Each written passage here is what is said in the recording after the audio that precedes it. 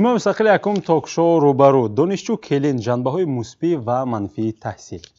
السلام علیکم بینندگان عزیز تلویزیون سیمای مستقل یکم. این تاک شوی جوانان روبرو هست که ما با جوانان من برمی‌دهیم تا آنها از دستاورد و مشکلات خود حرف زده باشند. و امروز ما یک موضوع خیلی جالب رو که از خودی ایده این موضوع از بین همین خودی دانشجویان نفرانی که در استودیو قرار دارند سر زد موضوع دانشجو کلین جنبه‌های مثبت و منفی تحصیل گویان خواستیم که یک برنامه برای شما تهیه کنیم و برای آن پدران مادران برای آن بانوهایی که کلین هستند کلین شدنی هستند میخوان در دوره دانشجوییشون شوهر کنند یا اینکه دخترشان رو به شوهر دهند یا برعکس برای پسرشان کلین کنند چه جنبه‌های مثبت و منفی در تحصیل ظاهر میشد خواستیم از این لحاظ بحث کرده باشیم و در برنامه دانشجویان رو از دانشگاه دولتی خوجند برنامه اکادمیک باباجان غفوروف دعوت کردیم همچنین معلمه ها رو از این بارگاه دعوت کردیم و در منبر بحث امروز قرار دارند دلشاد سعید و مهرنگیز احد و هر دوی شما رو خوش آمدید میگیم دخترها و فکر جوانان رو کارشناسی میکنن. یکی از چهره‌های فعالی که شما خیلی خوب میشناسید از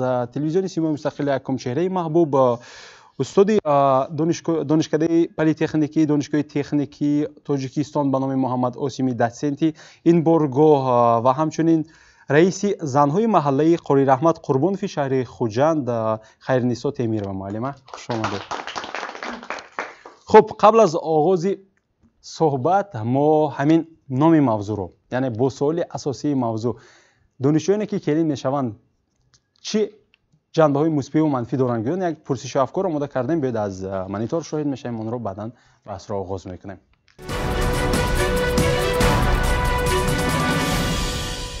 از جهت یگان مشکلی ندارد خواهش دو طرف است اگر خواهش کی باشد در عمل یگان ندارد مشکل ندارد ولی چی مشکلش می آها کو شوهر داری میکنن قینو داری میکنن فرزند دار میشن برای همین ممکن مشکل باشه برای همین من نمیدونم ممکن محیط اوله باشد مشکلشون ما شوهراشون مانگی کنن واسه می سبب باشد مثلا بعضی اوله های میشد که شرایط مای ندارد دادن مبلغ ندارد در راهگیرا همون سبب تنقیص میشد اویلی نام پیدا شدن بعد که حالت بنا قینو هماگ میشن و اگر روزه چولو و اگر روان درس میرن اگر ناراضی باشن و میشدن به وقتی که همون شوهر به باروندن به و کلام بعد پیش از همون و دادم دکورده کن که من دختری من میخوند تمام کند بعد براریم گفتن در کار صاحبی دختر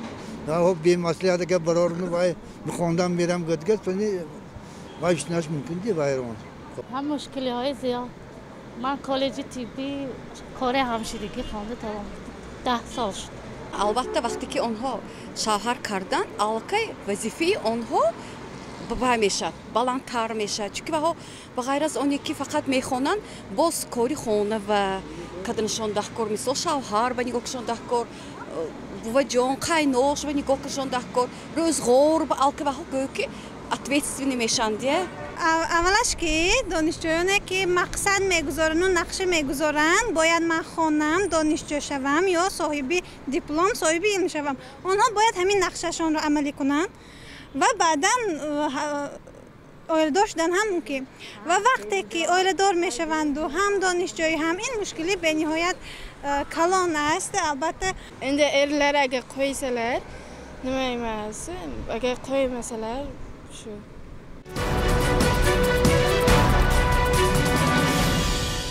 خب تشکر زیاد برای توجهتان. من باید برای بینندگان عزیز خاطر رسان کنم که امروز در برنامه چون ما موضوع دانشجو کلین رو گرفتیم کلینچک ها و همچنین دانشجو دخترها و همچنین اون نفرانی که در بعضی منطقه ها نانش رو شکستن میگن یا اینکه فاتحه شدن میگن همون نفران نیز حضور دارن و هم از زندگی خود از تجربه زندگی خودش حرف میزنند. خب از این نقطه نظر دل شده اولین سوالی من برای شما است هم تحصیل و هم کاری خانه و اویله‌داری برای شما مشکل ایجاد نمیکنه چون شما کلینچک هستید؟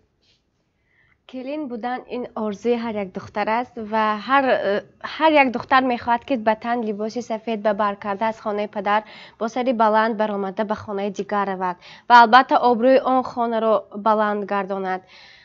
اگر که در خود یک غرور یا اینکه در خود حرکت داشته باشی برای تو یگان ترش مهیا شده نمیتواند نه خواندن و نه کاری زندگی می شود که وقتهایی که البته دشواری میکشه در وقت مثلا در دانشگاه رو به سپاریدن هست، وقتی امتحان است، در این وقت البته اولاد رو دستگیری میکند. اگر که تو زیبا فهمانی که امروز ما همین خیل رو بهش داریم یا اینکه امتحان داریم باید تیاری بینم کارهایتان رو کرده بعد به سری درس گذاشتن ممکن است.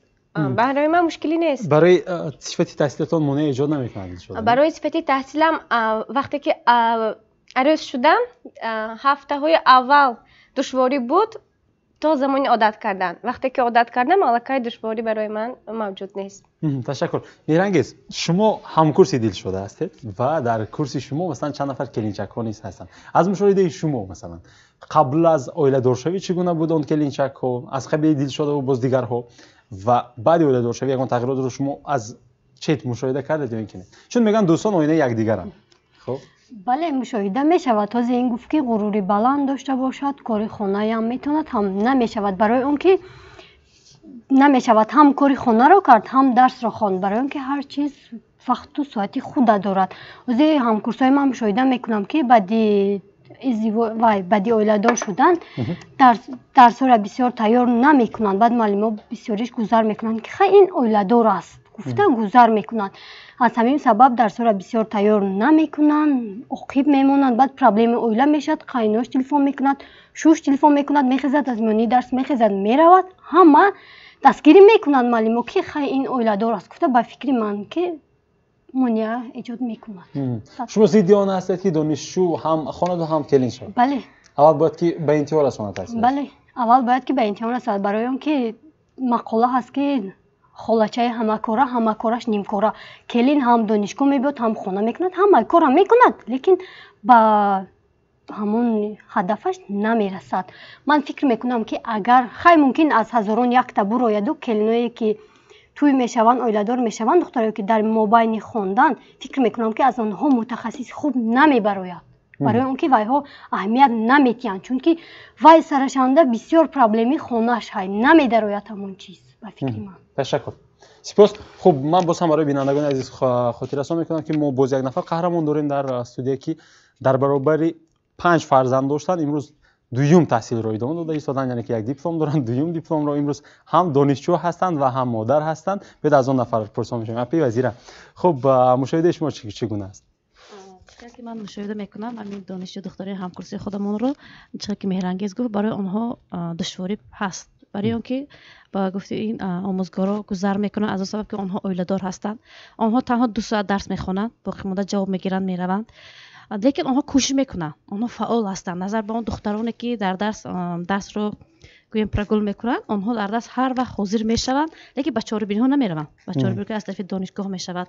آنها میان فکر آنها بند فرزندم خونم آنها در پیش وجدان خود عذاب میکشند که من باید امروز بر وقت روم. هرچند که در اولیه خوب کلی شده ام خشتمانای آنها مانع نیست برای خواندن آنها، شوهر آنها مانع نیست، لیکن آنها در پیش وجدان خود در فکر خود دائم در فکر هستند که بر وقت روم چون که در خانه بیگانه هستند. آنها فکر میکنند و آنها در آینده میگیرن صاحب دیپلم میشوند. و گفتیم میرنگز آیا متخصص خوب میبرد از آنها یا نه. آنها ممکن آنها وقتی که داخل شدن فکر کردن که من اول دانشگاه رو ختم میکنم بعد شوهر میکنم، ولی آنها وای خودشون به خودشون نیست. برای اینکه آنها پدر و مادر دارن. پدر و مادر هم فکر میکند که دخترش کلان شود. الکی مردم گپ میکنن دختری کلان شد. برای اینکه منتالیتی ما همین چنین است که دختر الکی در 22 ساله که شد الکی رو دختری کلان حساب میکنن و وقتی که خواستگار میاد میگن که بگذار همین جای ناز نمونیم این رو به شوهر دهیم و باز در اینجا سپردن مبلغی شرطنامه است که آن رو طرف شوهر به کلا میگیرد. این را ممکن فکر کنن لیکن آنها فکر نمیکنن. آنها اول فکر میکنن که ما دختر رو به دانشگاه داخل میکنیم او یک بار صاحب هم اویله میشد هم صاحب شوهر میشد، لیکن آنها فکر نمیکنن برای همون یک نفر چقدر مشکل است. او خشتمان دارد، شوهر دارد، خواهر عروس دارد، کودک دارد. با در دانشگاه آسان نیست. هر یک نوشتنی که میری است او رو اجرا کردنش در کار، با امتحان ها حاضر شدنش در کار میشود که فرزندش بیمار میشود، میشود که خودش بیمار میشود. خلاص برای آنها من فکر میکنم خیلی دشوار است. تجربه امروزی شما چی؟ برای شما هم دشوار است چون چند فرزند دارید شما یا اینکه به هر صورت شما این مرحله دشواری رو پیش‌تر کردید؟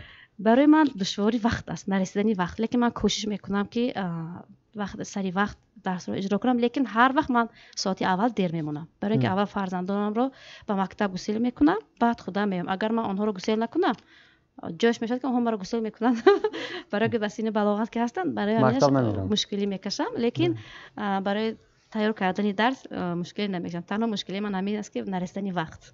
فهمم. تشکر. خب اینجا همچنین معلم عزیز ما مقدس امی جان و از دانشگاه داوودی خواجند حضور دارند. چون شما درس میگویید در دانشگاه و چون شما هم زمان دانشجو بودید، شما از تجربه خود چی میگید یا از مشاهده خود شما چی میگید؟ خیلی موضوع زمانوی است و در حقیقت دختران به فکر من باید تحصیلاتی با صفت گیرند، چون خود آموزگار هستم و در عین زمان در فاکولته تئولوژی تاجیک درس میدم و با این دانشجویان حتما هر روز روبرو میشوم. بنابراین من گفته میتوانم که وقتی که دانشجویانی که به شوهر برآمدن آنها در حقیقت در درس اشتراک میکنند، لیکن با گفتی نوازیری کمتر بر وقت تر میروند. معلم جواب دید من خیلی سبب ها که من همیشه کارم برآمد گفته رفتنش ممکن به درس اهمیت هم نمیدن کمی باشدم، نو به هر حال آنها کوشش میکنند که تحصیل گیرند خوانند. به فکر من اگر دختر خودش چالاک و چاقون باشد گفتی ما هم از عهده خانه میبرد هم از عهده تحصیل میبرد، چون که اگر خانواده همون شوهرش راضی باشند که آنها هم تحصیل کنند هم خانواده رو نگاه و بین کند، او میتواند همه کار رو به عهده گیرد و این حتما به دخترکان ما خاص است که آنها میتونن از عهده همین کار برآیند. تشکر. سلام میشه. دستگیر میگوین که دختری که اگر چالاک باشه از عهده هم چیز میبرد، لیکن این یک حالت روانی نسبت به همون نفر است، لیکن هیچ یگان نفر او رو فکر نمیکنه، نه خشتما نه مادر نه والد نه شوهر اجازه میدهند اونها اجازه بگذارند خوند، لیکن برای او دشوار. میگم که درس دانشگاه است، من خودم که تحصیل کرده استوده میدونم که تحصیل چگونه است. آموزگاری هست که طلب میکند درسش رو، آموزگاری است که گذر نمیکند. بگم برای من فرق نداره، تو اولادار هستی تو خودت انتخاب کردی. برای دشوار است خیلی، برای همون نفری که کلی شده است دشوار، هرچند آنها نمیگویند. گپی راست رو گیم جایی هست که خشتمان‌های هستن که خیلی پیچین کرده هستن که خیلیش هم هست، لیکن باید همون نفر رو فکر کرد که دانشجو کلین است. تشکر. بیاد از خودش رو میپرسیم. نورینیسو چی مشکلی هست؟ آیا مشکلی هست هنگام تحصیل و هنگام ولاداری میکنید به فکر شما؟ مشکلی برای من تا وقتی فرزنددار شدنم نبود. قریب که من همه سپارش های معلمه را اجرا میکردم تا وقتی فرزنددار شدنم، لیکن وقتی که فرزنددار شدم برای من کمی دشوار شد نوشته. مثلا آموزگاران سپارش میدن نوشتنی که میده که میره آ رو بهش سپردن، برای من کمی مشکل شد. فهمو. تشکر زیاد. خوب دخترها یگان نفر از مشاهدهش میتوانند ترسند. سبسان مرحمت. از روی مشاهده من دخترانی که همه وقت به درس سری وقت می اومدن، درس ها رو یگان غایب نداشتن، درس ها رو پر اجرا میکردن. هر یک دختری که بعداً اولیدار می شود، نو بسته از اونی که وای فرزنددار می شود نمی شود، پیش از فرزندداریشون هم دیر میکنند. ساعت اول همه وقت دیر میکنند. همه دخترانی که اولیدار هستن از همین سبب استادان بعضا وقت 15 دقیقه زیادتر منتظر میشن اونها رو، بعد حسنیست میکنن که میدونن که برای آنها کمی دشوار میباشد. بعد از آنی که اولیدار میشون همکورسانمون چنین حالتهای شده بود که وظیفه های کار عملی دانشجوی و یا اینکه کارهای مستقلانه دانشجویی را پورا اجرا نکرده بودن و یا اینکه عموما اجرا نکرده بودن، اما باز برای این هم استادان چشم میپوشند شما اولیدار فرزنددار گفته. ولی دیگرگونی همین خیلی که به درس ها جدی اهمیت نمیدهند و در کارهای عملی هم اشتراک نمیکنند. قریب که تشکر. سبب ماندن عروسان در آن است که آنها شوهر دارند، خسرو و خشتامن دارند، از خواب میخیزند، باید حولی ها را رو بچین کنند، به آنها نهاری تیار کنند، شوهر را به کار گسیل کنند. بعد خواندن هم مقام خود را دارد. البته ما البته در حال شوهر نکردیم، کورس یک کورس اول دوم خوانده تحصیل کردیم.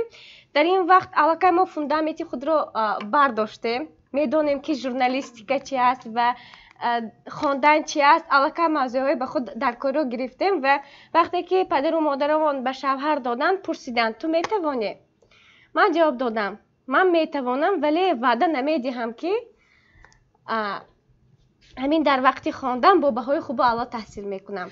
چون که اول اویله مهم است، زیرا که حاضر میبینیم بسیاری ها از پس کریر میروند ولی اویله دار نیستند. آنها یک چی میگوید لاله که در صحرا تنها است.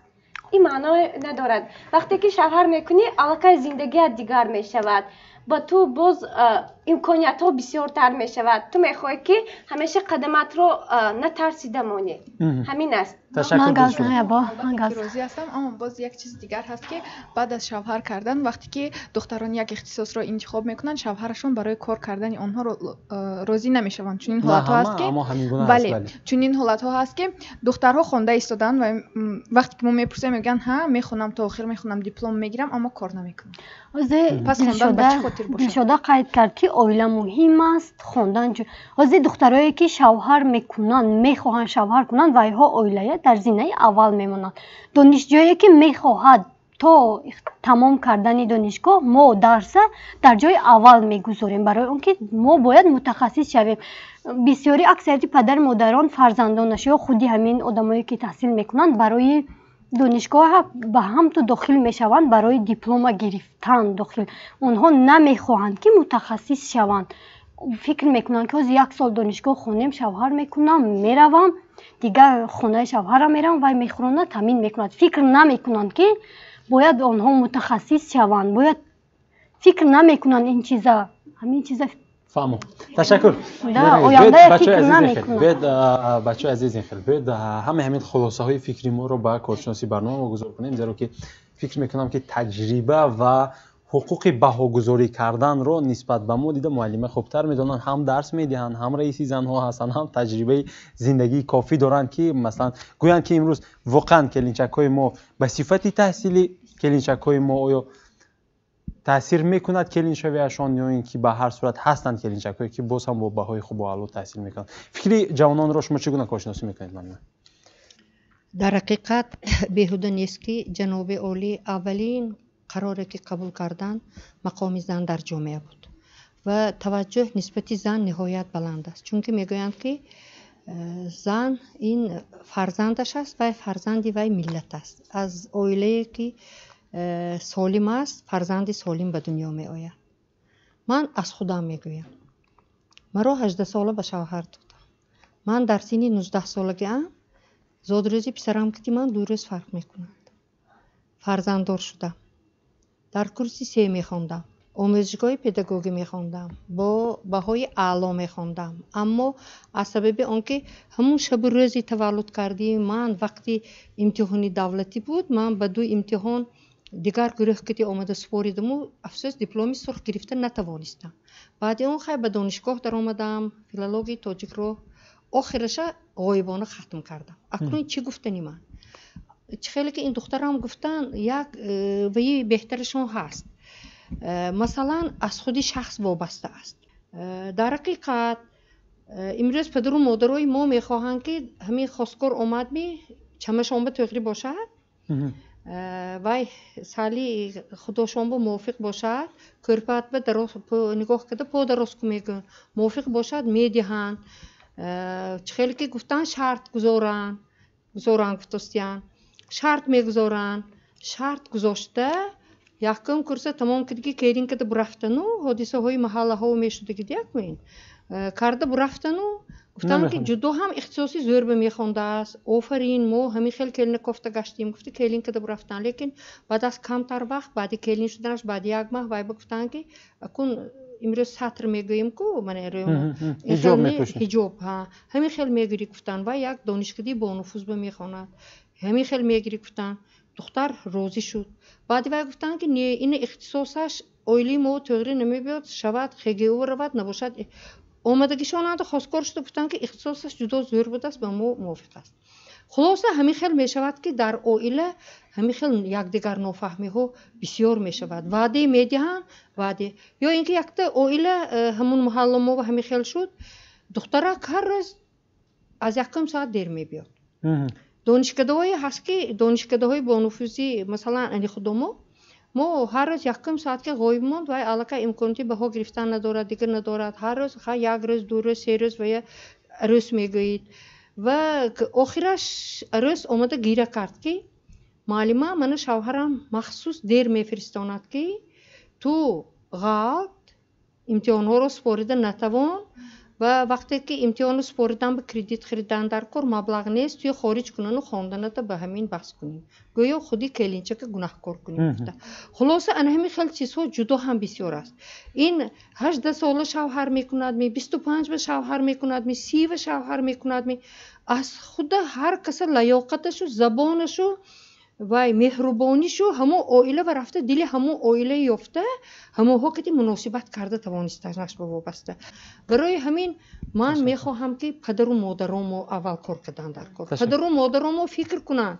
هزار جایی بهترین به دهن هم که پرابلم پیدا میشه من گفتم که من مادرم خواهرام کمک نکند بود وای دورو دیگر بود حاضر همه مادرها جوان مادرها خودشون کار میکنن خواهراشون مکتبند خواهراشون دیگه و ها امکانیتی و اباغچه گرفتن و وای به کمک کردن ندارن برای همین وقتی که یکم کورساوا خواستگار میبیاد و کلین شده میبیان و درس میبیان من میگم دادوی بهتون شما هیچ دو هم نغز میدید الهی خوشبخت شوید بچه جانو آیندهش نیک شود دستگیری کنن شما گفته همین خیلی دعاها میکنیم که این به ما رعایت کردن مدت کنه فهمم تشکر مانیه سلام باشید تشکر زیاد بینندگان عزیز ما رو ترک نسازید ما پس از بخش رکلام برمیگردیم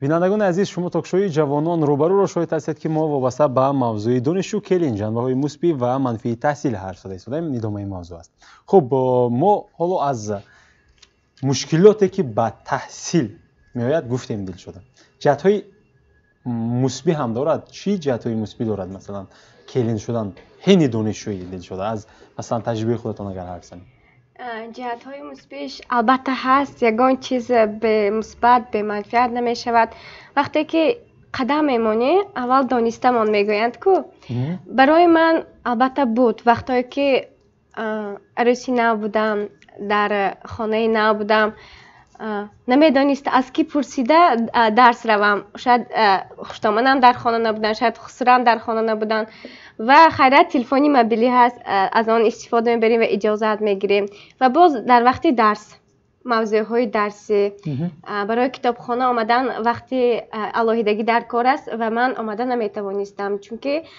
سایتی من علاقه وقتی خوراکپزی شده است بله من باید از پی زندگی شوم این جهتی مثبت است یا منفی این جهتی هم مثبت هم منفی برای من همین خیلی است تشکر جهت‌های مثبتش این است که کلین شدن مثلا عائله خودت داری شریکی خودت داری تو میتوانی یگان دردت گوی یگان پرابلمت گوی نو واسه از چی پرابلم چی وای همش هم میتونی که همین دخترها نمیتونن گویان پرابلمشون نه دخترها میتونن گویان اما اونقدر من فکر میکنم که وقتی که دخترها اونقدر آدمی شخصی نزدیک به خود ندارن که پرابلمش رساند بعضا پدر و مادر به میگویون لیکن همش گفتن نمیتونی تو میترسی ده میترسی وقتی که شوهر میکنن به فکر من از همه آدمی نزدیک همون میشود جهتی مثبتش همین فهمو باز هست جهت‌های مثبت رو مشاهده میکنید هست میکنید نورینیسا شما چی میگید هست جهت‌های مثبت مثلا عائله دار شوی مثلا شما الکی عائله خود رو دارید و هم دیپلم صاحب دیپلم میشید این جهتی مثبت گفته میتونیم ما این رو البته برای خواندن من شوهرم ما رو بسیار دستگیری میکنند همه جهت یاری میرسونند و تاکید میکنند که نقص خون گفته دستگیری میکنند خوب است خوب تشکر دلفزا منم شما چی گفتید به فکر من جهتی مثبتش در آن است که یک بار هم دیپلم بر وقت میگیرید هم شوهر و فرزند لیکن متصدی خوب برآمدن خیلی دشوار متخصصی به صفت تاثیر میکنه دوستانی هست شما خوب باشه مرحمت مالی جهتی مثبتش در همون است که منم خودم در سن 19 سالگی شوهر کردم و حالا باشه دختری منم 19 ساله است یعنی وقتی که مرا دیگر هم کورسام یا هم سبقام میبینم میگن که این علاقه دخترات هم خیلی کلان شده است خیلی مثبت کردی یعنی هم خوندی هم دیپلم گرفتی با دخترات که علاقه به اونها هم آماده شدن که به شوهر هم قدی خود شده یعنی هم قدی خودم خود دخترای من خودی دوگانم بریم میگردیم و سیگونیک بریم برای همین جهتای مثبتش همین است که فرزندان در برات میشوند و حتما دیپلم رو میگیری. من همین قصر من 20 سال شد من اویلادور هستم، صاحب 4 فرزند، من دخترم هر دوش دانشجو هستند و حالا هم سابقه خود رو میبینم که دخترای فرزندای آنها الکی صنف 9 یا 8 یا 10، یعنی که همین جهت من خیلی شدم که هم صاحب دیپلم هم معلومات، من هم کسب رو دارم، هم در فاکولتتی که ختم کردم در همونجا آموزگار شده کار میکنم. شما یعنی هین دانشجوی شوهر کرده اید؟ ده منم یکم کورس تمام نکرده. 19 ساله این داره دانشجوی. بله. مرحمت. شما در سن 19 سالگی اویلادور شدین. حاضر دختر شما 19 ساله دانشجو. سبب چیست که پدر مادر شما اویلادور کردن، شما دخترتون اویلادور نکردین؟ دختری منم اویلادور میشد، منم ماهی تابستان. اینا. تشکر. سلامت باشید. خب من برای بینندگان باز یک چیز دیگر رو خاطر رسانی میکنم که در برابر کلینچک ها و در برابر دخترهایی که مشاهده میکنن همچنین هان نفران ما گفتیم در بالا هستند که گفتیم که فاتحه کردن، یعنی نان شکنان میگن، در جای آن رو در جای فاتحه میگن، در جای نانش رو دادن میگن، در جای نامزد کرد میگن. خلاصه شما بله ما رو فهمیدید. به نزدیکی یعنی که تویشان میشود مرحله در مرحله تو قرار دارد. همین گونه اشتراکچیان نیز دارن. از جمله درخشان خب خاصی خودتون بود یا از والدان بود که شما رو بشوهد؟ توی کی میخورید؟ و اصلا چیزی مهم نه، البته خواست خودم بود و من 3 سال تحصیل کردم. البته به خانه خواستگارها آمدن، لیکن تبدیلی پدر مادرم نشدن و بسیاری گفتن که ژورنالیستیک کار نمیکند، نمیخواند، میگیریم گفتن و پدرم گفتن که شاید برایت مثل خودش و ما 3 کورس شدم و مثل خودم و مرا فهمیدن و خواستگار فرستادم و خوشتاوان شوندم گفتن که ما میخوانیم و به کار هم داخل کرده میمانیم گفتن. فهمم. یعنی راضی شده. البته. و شما راضی شدید؟ توی آگوست انده خدا خواهد. توی ماه آگوست توی میخورید. 3 کورس. فهمم. تشکر. خب باشد دلشاد خود رو در عائله آزاد حس میکنید؟ البته چرا نه؟ مثل دوره دختریتان؟ آن قدر هم نه لیکن برای من همه جا آزاد است، چون که من میتوانم که دل همه را دریابم، با همه همصحبت شده توانم و یگان بار نه نمیگویم. اگر از دستم نبیاید هم میلش میگم، ولی اگر نتونم هم میکنم، چون که آدم یک جایی که رفت باید سبزاند. این وظیفه هر یک دختر است. برای من همه جا آزادی است، چون که در وطن آزاد زندگی میکنیم. تشکر دلشده. از دلشده گفتن که من آزاد هستم، دوره دختریه با کلینچکی مقایسه کردن نمیشود، برای اینکه خانه پدر و مادر و دیگه خیلی آزادی دارد. شما از کجا میدونید؟ برای آنکه من مشاهده کردم که با اکثریت کلینچکایی که من مشاهده کردم آزاد نیستن، میبیاین میگن که این کارو نمیکنم و حوزه میگوین یا این چیزا نمیکنم، این چیزا میشن، درجه انجام خریدن و آزاد نیستن و با خواسته شوهر با خواسته خشتومان انجام میخرن، آزاد نیستن. آخه برای چی آزاد میگی؟ آزاد نیستن. فهم. تشکر. هست همین گونه است نورین نسا. نه راضی هستم چون که مقایسه کردن ممکن از دوره دانشجو و کلینچکی و دوره دختری رو ما نمیتوانیم پدر و مادر رو ما نمیتوانیم آزاد لباس پوشیم، آزاد به یگان جا رویم نپرسیده نمیشود. خواه وابسته میشوید. خواه وابسته از خوشتامان و شوهر وابسته است. حتی بینید گفتم که درس به میرفتگی شوم از کی پرسم و هم میدونن که اینو استودنت فلان ساعت بمیرن با تلفن نباشد چیکار میکردن میدونن، اما باز پرسیده میروند. جهت های منفی بسیار دارد. این چیزها رو فکر کردن ما در کار است. البته تاثیر میرساند، لیکن باز از خودی دخترها وابسته است. پدر و مادر البته معلومه گپی شما درست، لیکن خواه در دوره دانشجویی باشد، خواه در دوره بعد از ختم دانشگاه باشد، دختر باید تقدیرش به تنجد. نه اویلادور شدن مالی و شوهر میکند آخه. نه شوهر کردن وقت و ساعتی خودش دارد. وقتی که تو مقصد گذاشتی که من اگر تو در یکم کورسی مقصد گذاشته باشی من 4 سال دانشگاه رو تمام کرده بعد اویلادور میشم، تو باید همون کارو کنی. نه دخترای حاضره همین مقصد نمیگذارن و ها فکر نمیکنن، اکثریتش اویلادور میشوند دانشگاه. ما متخصص نداریم، بعض متخصص نمیرسد به ما. جورج میزنیم که متخصص نمیرسد. از سبب ببین اون که پدر و مادر فکر نمیکنن خواسته دختر به اهمیت نمیتین همین در نظر نمیگیرن. مهرانگیز جان میدونیم حیات تنها از خودی تو و خواندن عبارت نه، در نزد تو پدر و مادر است. شاید آچه بابایت باشد، در نزد من آچه بابایم بودن و من الکی در خانه فرزندی کلانی آنها میخواند که توی سراب دیده بعد به امیدهایشان رسیده حلاوت حیاتشان را چشند.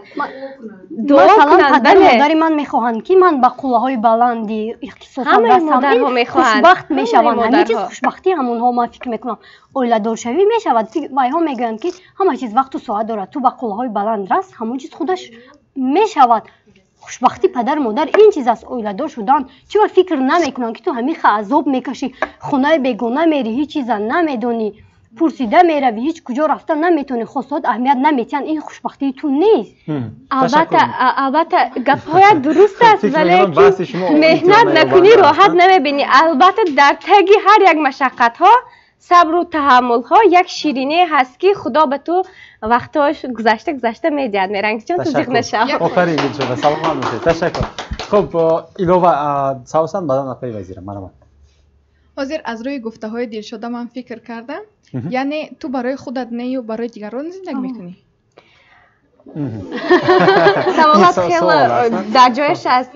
من که در خانه یگانه دختر هستم، من میخواهم که هم برای خودم هم برای پدر و مادرم و هم برای آچه بابایم زندگی کنم. تو همزمان و امروز برای هم عائله خود نوام و هم برای آینده خودم زندگی کرده استادم. یعنی تقدیری و قوتی من رسیده ایستاده است، من شکایت ندارم. یعنی تقدیر تو رو به جای خودت دیگران بگذار حل کنن، چون که اونها حق دارن. مرا به دنیا آوردن، رحمت که مرا به دنیا آوردن. اگر اونها به دنیا نمی آوردن من امروز در اینجا ایستاده. تو در زندگی مقصدی خودت نداری. همون چیزی که آدما میگن این میرنگس سپاس. باید این گونه میکنیم. باید انتخاب هر نفر احترام میگذاریم. خواهش میکنم بحث خیلی خوب است، به انتخاب هر نفر احترام میگذاریم. اپی وزیر منم چه که معلومه گفته گذاشتن که هر یک دختر از روی خودش وابسته است، از روی چیز شلوغش نگاه نکرده برام که مثلا من هم وقت میبرم کوش میکنم، درس یاد میکنم. من 5 فرزند دارم، اونها مکتب خوان که هستم، کوش میکنم. اونها نیز به درس اهمیتی هم وقتی که به درس خود قوت میزنم اونها میمونن از درس. برای من یک دشواری طلب میکنم. من میگم آخر من خیزانه که کلان درس میکنم، برای چی شما درس میکنید؟ مجبور میکنم وادار میذارم دایم با بحث پیدا میشود، با اونها بحث میکنیم. من میخواهم که معلوماتی خیلی دویم باشه، معلوماتی عالی شود. معلوماتی من معلومات ژورنالیستی گیرم، همزمان میخوام که فرزندانم روز به همین ساحه مکتب تعلیمی نقض دهم، لیک برایم دشواری میکشم. من میدونم که اصلا زینه برآمده استودام، هرچه من کوشش میکنم، من میدونم من مقصد گذاشتم، من با قدم میگذارم، لیکن من میدونم که برای من دشوار است. فهمم. سپاس. هست بازی لوحه دیگر دلفوزه مرحمت چی گفتنی بوده؟ برای آزاد بودن دختر از خودش وابسته است. اگر او دل اویلش، دل همون قیناش و دیگر اعضای اویلش را اگر یابد، همیشه گپش را مثلا گذرانده میتواند. نخواد که مثلا یگان گپی شیرین که یگان گپ گوید و وای نگوید. از خود انسان وابسته. نه، با گفته دلفوزه من گفتنی هستم که 5 برابر نیست. هرچند هستن اویله هایی که کلین هایی که دل را مییابند، لیکن هستن خوشتمان که با برقص میکنن. این خیلی هست. بیاد این خیلی البته حاضر ما نمیگیم که دلشده یا نوری نیست و خوشتمانتون رو بد کنید یا اینکه تعریف کنید. بیاد این گونه میکنید. برای تحصیلتون مانع ایجاد میکنن خوشتمانتون یا اینکه نه؟ خوشتامنی من اون کس را مادر جان گفته صدا میکنم. برای من در حقیقت مادر هستن. یگان مراتبه حالا وقتی درس کردنم یا اینکه وقتی مکتب رفتنم نگفتند که نکن.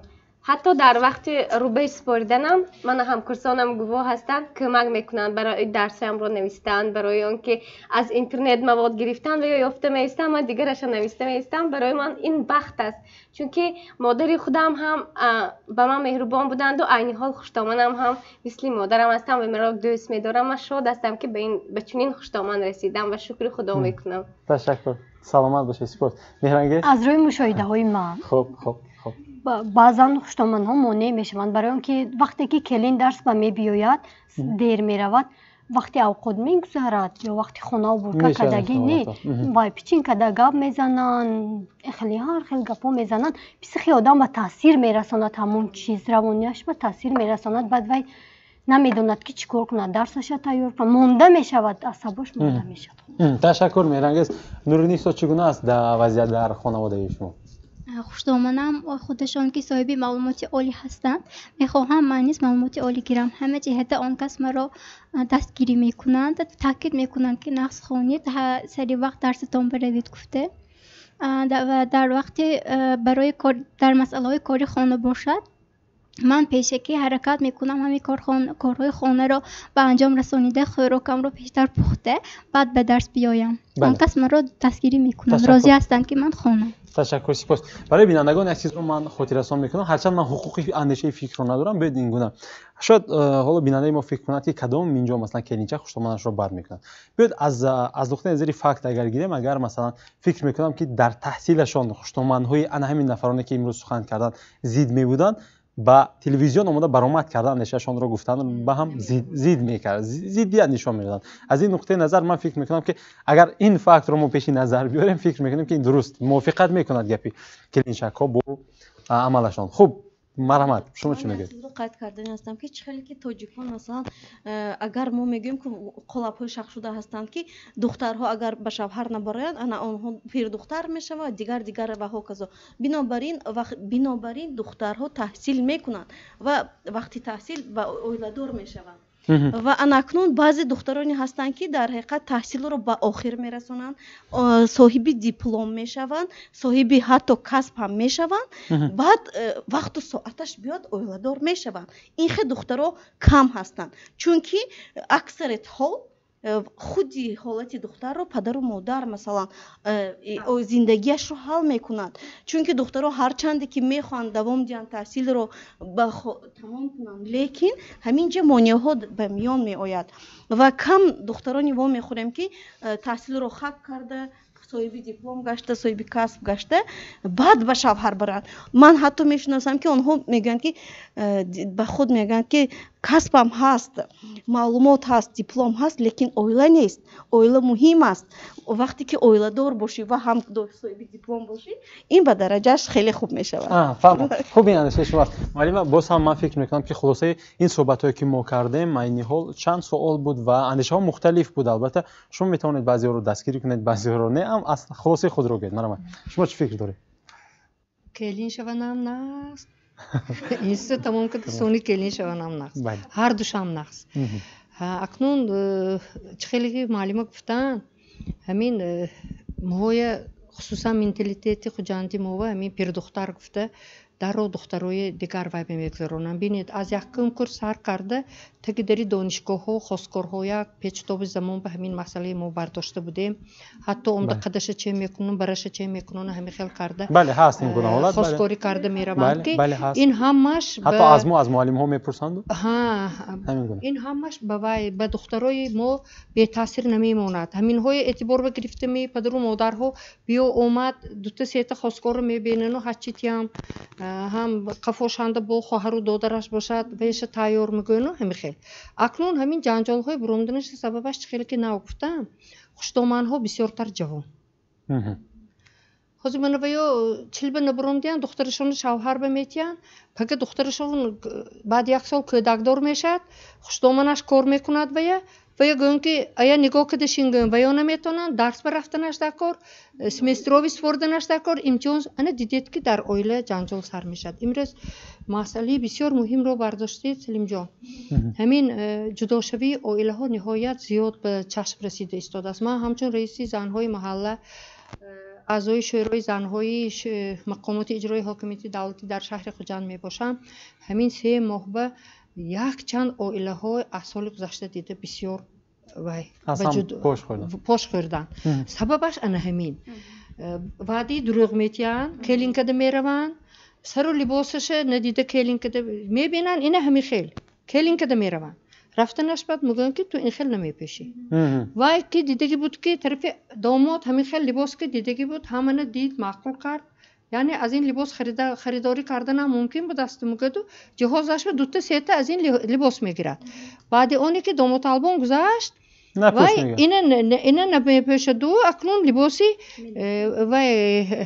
وای زمانوی کتی روام گفته پشته برات میگفت که ای فانی موندش این میپوشتگی نیست در اون داشتمانی این خیلی سبب ها کتی لباس پشته است نپشته است همین خیلی سبب ها کتی اویلی وایران پدرم در کرنی برای چی مثلا وقتی که میگن که ما میخونیم یا ما همین لباس پوشید به روزی هستیم و بعداً مثلا فکرشون رو تغییر میدن برای چی اینگونه میکنن؟ وای ها دروغگو من هم تو میگم دروغگو وعده خلاف وعده داده کلین که در رفتن دیدن همون وعده و باید استان وای وعده خلاف میگم من خیلی شخصی نباشد تو آخر خودت با موافق کرده کلینی همون خیلی لباسی وای میپوشیدگی لباسی زمانی میپوشیدگی نکن میخوندگی نکن نباشد آخر برای چی یک کسی وای بیچاره دادای 2 سال 3 سال مبلغی خونیشی وی داده خونوند و خونی تو رفتنش بعد وای خواندن پرتای دو دیگر کند ان همین چیزای همشهریان عزیز آن تماشابینان عزیز از همین شما التماس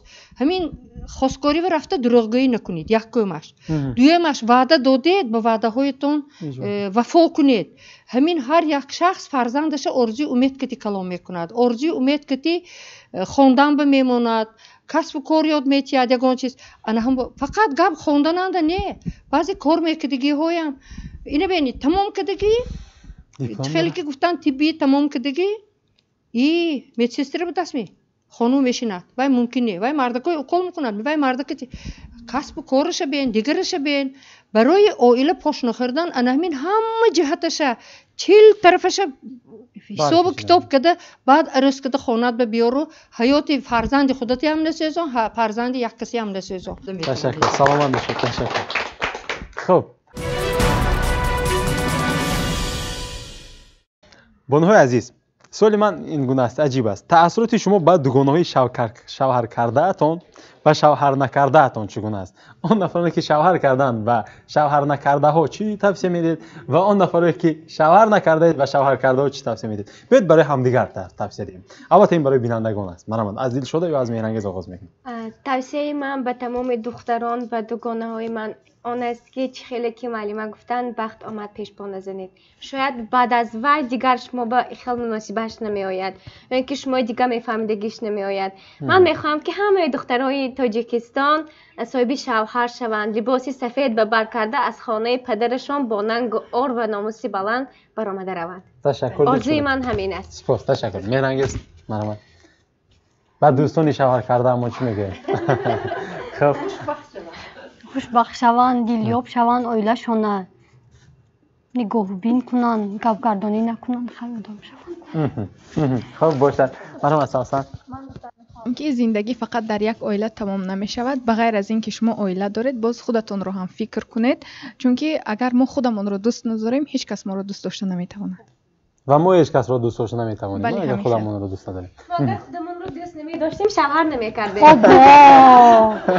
حتما صاحب کسب شدنی دختر معلومه جان من خلاصه به شما بعد میدهم بله خلاصه همه صحبت ما از شما میشد حالا مرحمت اشتراک شوی عزیز معلمه مرحمت بله سلیم جان من به شما گفتنی هستم که من بعد برنامه هاتون به اگر شما توانید روی برای که برنامه تان نام دارد یک خوشتومن و یک کلین رو برای کنیم روی برای کنید بگذار عروض معمای خود را گرد و خصوص خوشتومن هم معمای خود را گرد و آنها بحث و مناظرهشان رو همین خلق کنند که دیگر بیننده ها بینند و باید خلاصه بیان اولی جناب میشد آیا هستن خوشتومن و کلینی که آمده روبرو با هم دیگر صحبت کنن با فکرم میشوند چون که در حقیقت همین خلق و در شما اگر کاربری کنید حتما میشود این یک بهترین میشه باشد قبول مرحبا یا توصیه با کلینای حاضرای جوان میتیم که با امید شوهر اویلای خود نباشد هیچی گفتن نمیشود این زندگی است که پوش میخورد اویلا تو خودت سرشته کردن نمیتونی با امید هیچ کس نشو خودت اساس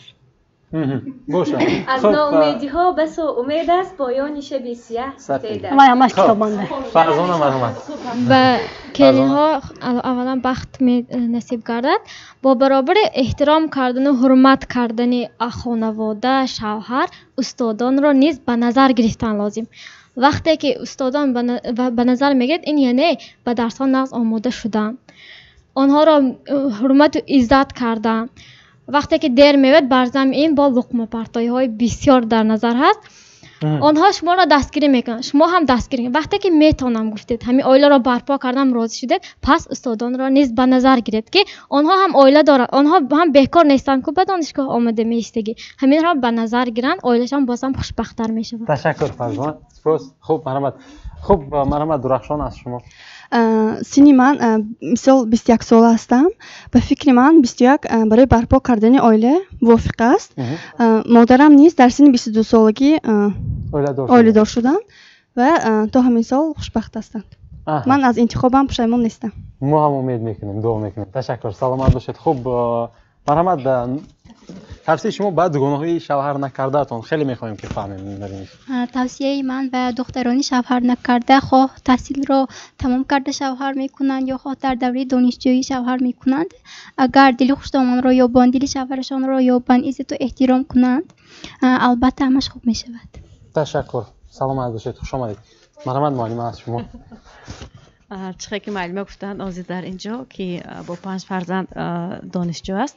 برای دانشجو شدن، دوباره دانشجو شدن من 18 سال مبارزه بردم. وقتی که من کالجی آموزگار رو ختم کردم، شوهرم نموند که من در یگان جا کار رو دوام دهم. وقتی که میدیدم که زنها کار میکردن، هوس میکردم اونها رو. ولی وقتی که از خداوند طلب میکنی، همه چیز البته میشود و در نصیب پیشانم باز بود است که دل شوهر رو یافتم و او به من باوری کرد و راضی شد، دستگیری کرد و من باز دانشجو شدم. لیکن باز میگویم به دخترانی که شوهر نکرده که بگذار اول خوانند. لیکن هرچند از آنها وابسته نیست، از پدر و مادران وابسته هست. پدر و مادران این رو با اینابت گیرند و از دانشجو کلین ها این رو توصیه میدهم که به اینها صبر و طاقت یعنی قوت دهد که هم کاری خانه و هم دانشگاه رو ختم کنم. بابای خوب الله. تشکر. بله. ما یک تا گاز زنم. مرحبا مهرانگیز دارم. خب. این از مهرانگیز میخوان که همه دفترشون رو بیان. مرحبا میمار از شما میاد. در یک کتاب خوندم که دختر در سن 21 سالگی، پسر در سن 27 سالگی باید اویلادار شود. از بسیاری پرابلم هایی که جوانان ما دارن، پسرها یا دخترها تیز اویلادار میشوند، از همین سبب پرابلم زیاد می شود، بعد نافهمی ها می شود، با جدا شوی اویله ها می شود. باشه. تشکر. معلمه دلفوزه یگان اندیشه دارید؟ مرحبا.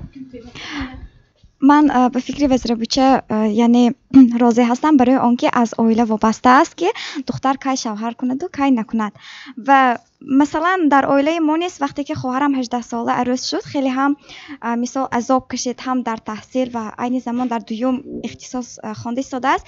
برای همین هم مادرم میداند که انا همین دوم دخترم هم رود عذاب میکشد و از این لحاظ نیست مرا یعنی نگاه داشته ایستاده است تا که من هم عذاب نکشم. فهمم. تشکر دید شده. معلمه خلاصه صحبتی ما از شماست و همچنین توصیه شما. من خیلی که گفتم از سن سال وابستگی ندارد. کودکسی اویله و از سن 18 سالگی اجازت شده است. مرحمت. فقط جوش یافته. کرپات به نگاه کرده پا درست کن. آدم‌های خودت به موافق و وعده خلاف روبرو نشه و البته صاحب اختصاص یگان کسب شدنی دخترهای توصیه میدهم. این بختی بربرون، این خانه های بلند آشیانه دیگر همش به کلین شده میرد و همین خیلی تقدیر انسان به بعضی حادثه ها میشود که وای الهی هیچ کس به ناندازد. لیکن تجربه زندگی به سر زن میفرد. 53 سال باز من آموزگار هستم. اون دیدم که خاکستر به محتاج میشوید میگید که همین خیلی میشد. دختری که هنر دارد، دیپلمش میگیرد یا صاحب یگان کسب و کار هست به هیچ کس محتاج نمیشود. برای همین البته صاحب کسب و کار شوید. به دختران، به عروسان توصیه هم همین است که ها خوب بو جان یا شوهر جان میبخشید. نفهمیدیم من وای نکردیم یا ندانید نترسید پرسید. همون خوشدامن هزار یک آدمی بد جهلی چی باشدم که رفته مادر جان گفته خودتان که یگان چیزه نفهمیدگیتان رو پرسیدگر نفهمیده خطا کردن پرسیده کنید بهتر است. پرسیدتان یادگیریتان نتانیتان همون من امروز نتانستم مادر جانم گفته شب از مادری خودتان از خواهرتان یگان کس پرسیده علاج همون واقعی یافته کردن در کار. همین شیرین سخنی از همه نقص. شوهرتان به هی مردک نه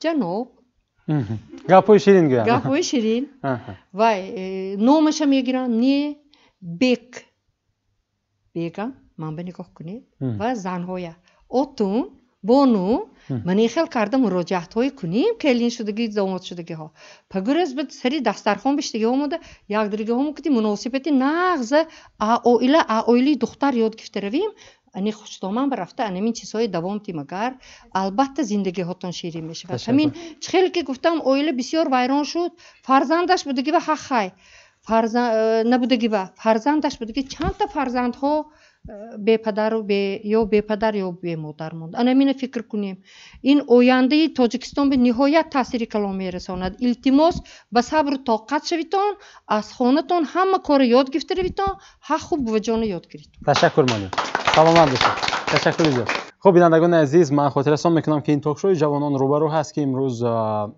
دانشجویان از دستاورد و مشکلات خود حرف زدن. ما از دانشگاه دولتی خوجند به نام اکادمی بابا جان غفورов رو دانشجو کلین ها و دانشجو کلین شونده ها و همچنین دانشجو دختران رو دعوت کردیم که در برنامه بحث کرده باشند و همچنین دو آموزگار یکی مقدس خان حمی جان و همچنین وزیر ابوالفیض و اینجا خواهر بزرگ عزیزی ما حضور داشتن. من از شما نیز خوش آمدید میگم بانوهای عزیز، از شما نیز دخترها خوش آمدیدتان و خاطررسان میکنم در میمری بحث دلشده سعید و مهرانگیز احد بودن. دخترها خوش آمدیدتان و تشکر که ابراز اندیشه نمودید و فکری جوانان را کارشناسی نمودند. نامزد علم‌های پداگوژی دوسنت دانشکده پلی‌تکنیکی دانشگاه تکنیکی تاجیکستان به نام محمد اوسیمی و همچنین رئیس محله خوری رحمت قربانوفی شهر خوجند معلمه عزیزی ما خیرنیسا تیمیرова معلمه تشکر برای اندیشه ها. خوش آمدید.